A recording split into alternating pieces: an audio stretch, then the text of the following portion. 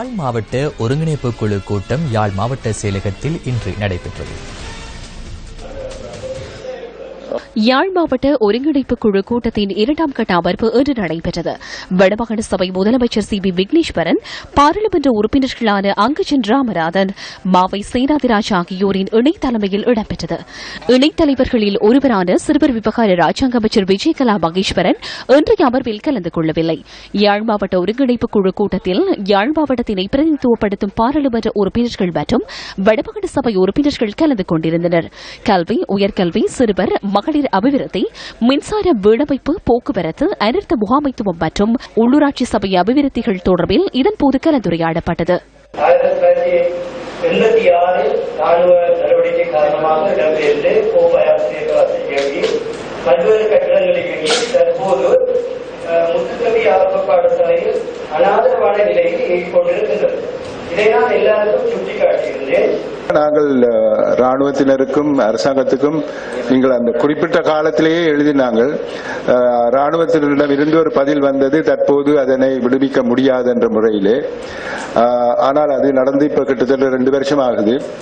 ஆனால் இப்பொழுது நாங்கள் இந்த ஒரு முடிவை எடுக்கலாம்.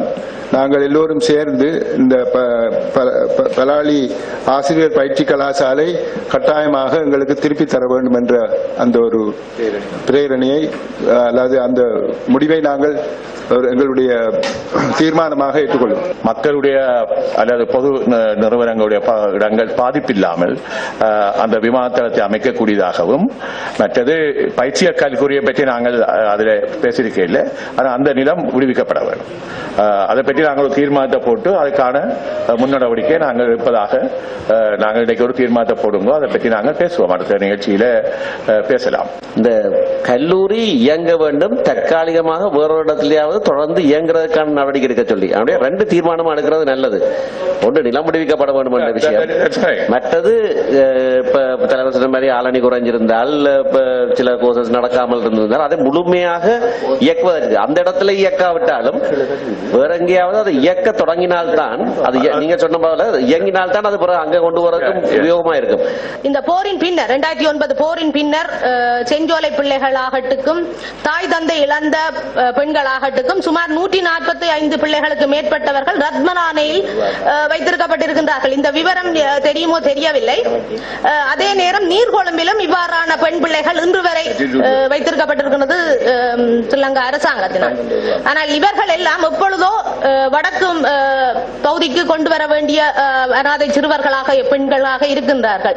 ஆனால் இன்று வரை எந்த ஒரு பிரிவினரும் அந்த பிள்ளைகளை பொறுப்பெடுக்கவோ அவர்களை பராமரிக்கவோ தயாராக இல்லை. போருக்கான மறுவாழ்வென்று ஒரு விடயமும் நடைபெறவில்லை. வெறுமனே இந்தியாவினுடைய 50,000 வீட்டு திட்டம் தவிர ஒரு ஆன விடயங்கள் நடைபெறவில்லை. ஒரு டிசேபிள் சோல்டியர், ஊனமுற்ற ஒரு படை வீரருக்கு 54,000 கொடுப்பவர்கள் எங்களுடைய மக்களுக்கு 1000 ரூபாயும் இல்லாமல் அல்லப்பட்டுக் கொண்டிருக்கிறார்கள். இன்றைக்கு 2009க்கு பின்னர் 1 லட்சம் கோடிக்கு மேலே எங்களுக்கு அழிவு வந்திருக்கிறது. இப்ப தொடர்ந்து உதவி வழங்கும் நாடுகளை நான் கூட்ட போறேன் என்று கௌரவ பிரதமர் சொல்லிக் கொண்டிருக்கிறார். ஆகவே எங்களை காட்டி நீங்கள் காசு வேண்டி எங்களை ஏமாத்த பார்க்கிறீர்கள். இதிலே நாங்கள் இறுக்கமாக நிற்க வேண்டும். எங்களுடைய மறுவாழ்வுக்கான திட்டங்கள் உருப்படியாக தீட்டப்பட வேண்டும்.